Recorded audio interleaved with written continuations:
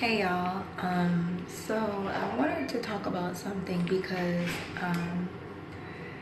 and if you have any rebuttal or if you have anything to add to this, you're welcome to, because I'm not gonna say that I'm not gonna say that I'm fully all knowing in this particular subject, but it does concern me, and I do want to highlight this for the body because one of the things that the Lord has put inside of me is to help mature the church. I think all of us have that capacity. So definitely that's in my heart for us to mature in our faith in God. Not only that, for us to grow in our relationship with Christ. And so I saw this post on Instagram, well, on here, and basically it was saying that, you know, when this person gets in the presence of the Lord, they come out changed or whatever. You know, the things that were in their heart, you know, God helps them to, you know, get over that hump or whatever. And the comment, or the caption said, you know, don't forget to spend time with God, or, you know, basically reminding people to get in the presence of the Lord. And I wanted to like really talk about that because, you know, before I got where I am with the Lord, I used to hear this in church all the time. And over time I got frustrated because literally people would like, it almost felt like they were beating you down, but saying, spend time with the Lord. Well, you can get up in the morning and get on your phone, but you can't pray to God. And, you know, you can call your boyfriend, but you can't pray to God. And it's almost as if we keep pushing people to a work-based faith versus a Holy Spirit-led faith. And what that means is when God tells us that he who began a good work will finish it, that means that he who began a good work, what does that mean? God starts the work in us, and he is continually working in us.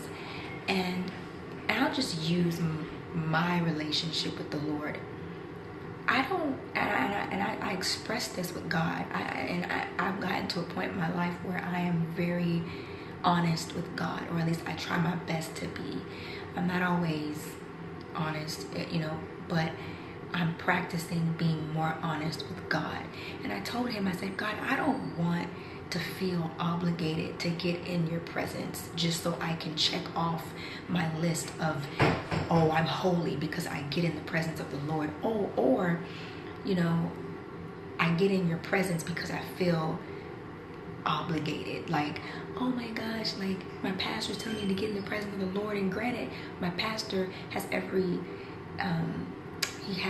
good intentions of why he's telling me that, but I honestly feel like there's a lack of wisdom in when we tell people to get in the presence of the Lord. There's a lack of revelation there, because no one has to tell me to get in the presence of the Lord. Like, I'll see it, and sometimes it will provoke me to want to do it, but I have to check my heart.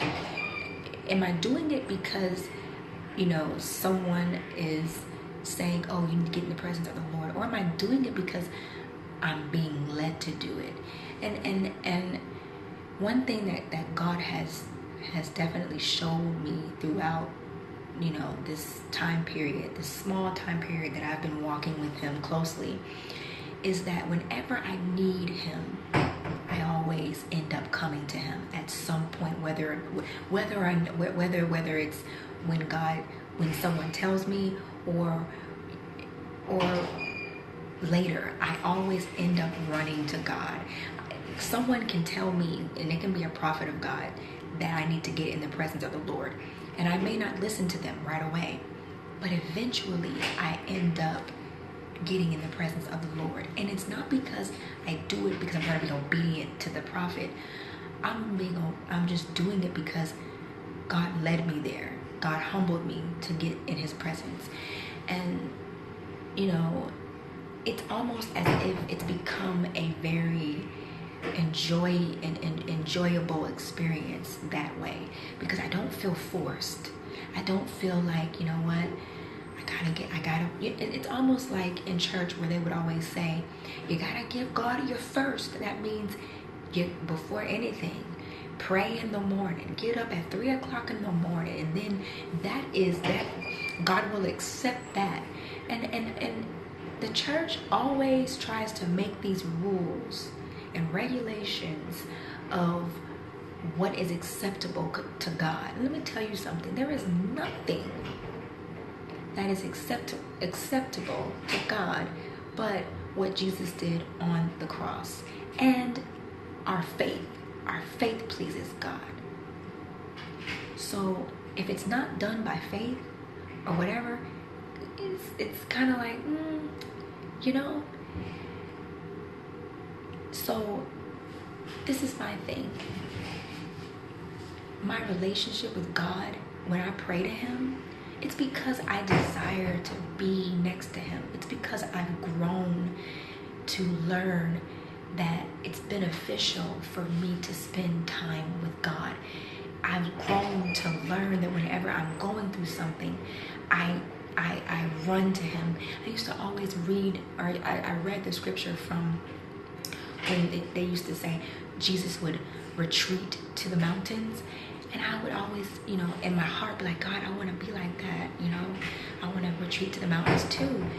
But a lot of times we try to retreat to the mountains on our own human merit, or our own our own fleshly effort. And it's kind of like you're doing it because you see someone else do it, or it's because it's something to check off your list, versus it's actually in your heart to do it. You've had a changed heart, and outwardly it's exuding. This is why when Jesus said, you guys clean the outside of the cup, but he said clean the inside, and then the outside will be made clean. And for this particular situation, that means that when someone has a heart change, and when God, you know, when God changes someone's heart, they do it because it's in their heart to do it. They've had a changed mind, and now they do it because it's something that just natural. It's natural. So whenever I go to God, or whenever I commune with God, it's not to keep this rule, or to keep this law, or to keep this check-off list of things that Christians do. It's because I've learned through time that being in the presence of the Lord is important, and communing with the Father is important, and it's because God has helped me to learn that being in the presence of the Lord is important. It's not something that I did because my pastor said do it, so I do it to keep a rule.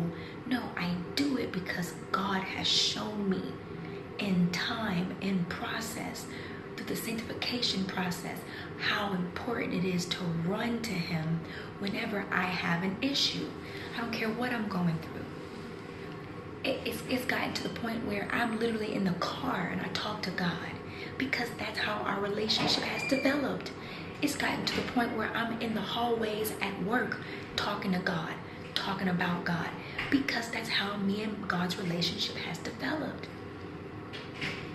It's gotten to the point where just yesterday I was feeling really down. I was feeling so down. And, you know, back in the day, being in the house of the Lord was a building for me. But being I was actually in the company of believers, and we were worshiping God, but I didn't feel it was necessary for me to be there. But what my heart felt was, come back to me, retreat to me, Nina. So you know what I did? I left where I was in the company of believers. We were all worshiping God, but I felt led to go to God, to retreat to the mountains. I kept hearing in my head, in my spirit, retreat to the mountains. So that's what I did. I ended up leaving, and I ended up spending time with God in my car, crying and pouring my heart out to him. And that is relationship. And guess what? That didn't come through a preacher telling me to do it. That came through life experiences. That came through bumping my head on a log. You know, that came through process. That came through time. It didn't come because someone told me to do it. It came because God helped me to get there. So, you know, when it comes to building a prayer life, when it comes to building a relationship with God, what I've learned is to trust God to help you to have a relationship with him, versus you trying to force a relationship with God. Because because if you try to force a relationship with God, it's not organic. It's fake. But when God helps you to form a relationship with him, it's very organic, it's very natural, and it's something that's very beautiful. And I don't want you guys to take away the beauty of God pruning you and shaping you and molding you to and I'm not gonna cry, because I'm thinking about just how, you know, God can like change your heart to fall in love with him. I'm in love with God because he's been good to me. He's been merciful to me. He's been gracious to me. He's built me up when I felt like this.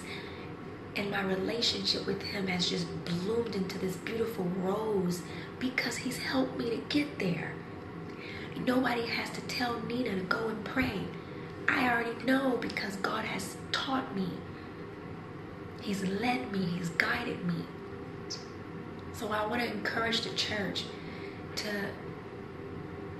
there's nothing wrong with encouraging people to pray to God and to commune with God. How will they know? I get it. But don't beat it over their head, you know, like it's a law book, you know, for them to do something in order to please God. No. Tell them to trust God. Tell them to trust God. And if they want to have a relationship with God and they don't have the desire, ask them to pray for it. God says if you ask, he will give it to you according to his will. So anyways, I love you guys. I hope that helps somebody, because I really, really want you guys to have organic, just flourishing, beautiful, vibrant relationships with the Lord. It's a very beautiful, beautiful experience. It is the best thing that's ever happened to me. And it all happened by his hand, by his spirit. He helped me. He can do it for you. So I love you. All right, y'all have a good day.